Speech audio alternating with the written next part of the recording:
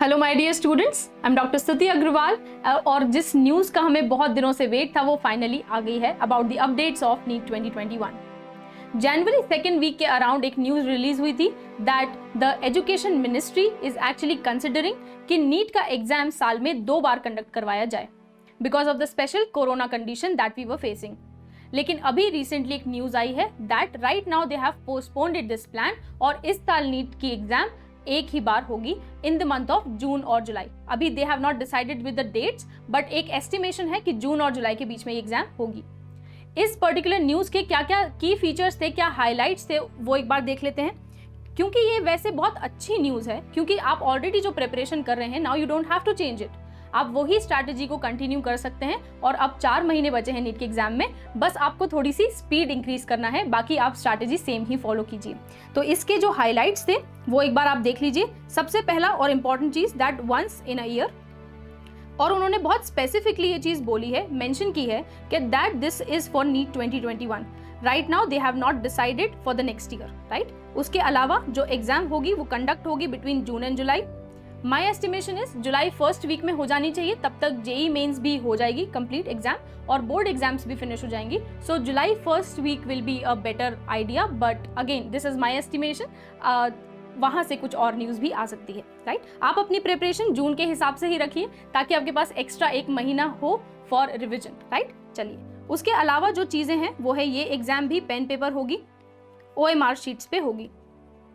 तो आपकी जो स्ट्रैटेजी है, जो प्रिपरेशन है, बहुत सारे स्टूडेंट्स डर रहे थे कि हम कंप्यूटर बेस्ड टेस्ट की प्रैक्टिस कैसे करें, तो ये चीज़ उन लोगों के लिए बहुत अच्छी हुई है that now they can continue with the preparation. Next चीज़ जो सबसे इंपॉर्टेंट है about the application forms. Application forms आप एक्सपेक्ट कर सकते हैं मार्च के एंड में या अप्रैल फर्स्ट वीक मैक्सिमम आपको ये चीज़ें मिल जाएंगी, एप्लीकेशन फॉर्म मिल जाएंगे मार्च अप्रैल के बीच में। And the best part is that they have not changed the syllabus. Syllabus में कोई भी एडिशन नहीं हुआ है और जो चेंजेस इन द सिलेबस आपने देखे होंगे वो सारे सिर्फ स्कूल एग्जाम्स के लिए थे और for the board exams, right. NEET का कुछ भी सिलेबस चेंज नहीं हुआ है, बाकी सारी चीज़ें भी सेम ही हैं। Duration of this exam same है, ड्यूरेशन भी 3 आवर्स का है। जो मार्क्स डिस्ट्रीब्यूशन था वो भी सेम है। फिजिक्स के 45 क्वेश्चंस, केमिस्ट्री के 45 क्वेश्चंस एंड बायोलॉजी के भी 90 क्वेश्चंस। ये चीज़ में कुछ भी चेंज नहीं हुआ है, सारी चीज़ें सेम हैं। आप अपनी स्ट्रैटेजी कंटिन्यू रख सकते हैं, डरने की कोई भी बात नहीं है, कोई भी ऐसा पैटर्न में चेंज नहीं हुआ है, तो pattern as it is same है। अब एक बहुत इंपॉर्टेंट चीज़ है दैट अब हमारे पास सिर्फ 4 महीने का टाइम बचा हुआ है, तो हम कैसे इस चीज़ को प्लान आउट करें कि हमारे मैक्सिमम मार्क्स आ सके इस नीट के एग्जाम में। सबसे बेस्ट चीज़ ये हुई कि आपको बहुत सारा टाइम मिल गया for the preparation of this exam, और अब 4 महीने पहले क्या क्या चीज़ें आप फॉलो करके अपने मार्क्स बढ़ा सकते हैं उसके बारे में आपको थोड़ा सा बताती हूँ। टोटल हमारे पास है 4 मंथ का टाइम।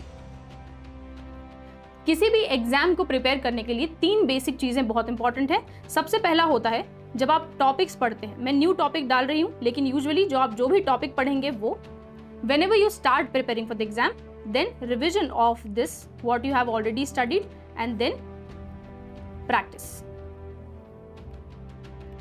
अभी के टाइम में जब 4 महीने का टाइम बचा है, आपको अपना मैक्सिमम फोकस रखना है प्रैक्टिस के ऊपर। 50% time of your preparation should be in the practice area. OMR sheets पे प्रैक्टिस करना रिलेटिवली ईजियर है, which is a good thing that happened with this news. सभी लोग एक्सपेक्ट कर रहे थे कि ट्वाइस अ ईयर होगी, चांसेस बढ़ जाएंगे सिलेक्शन के, बट अकॉर्डिंग टू मी ये चीज़ अच्छी हुई कि एक ही बार एग्जाम होगी, सबको इक्वल मौका मिलेगा for this particular year. Revision की बात करें तो आप इक्वल टाइम इन दोनों चीज़ों में स्पेंड कर सकते हैं, 25-25%।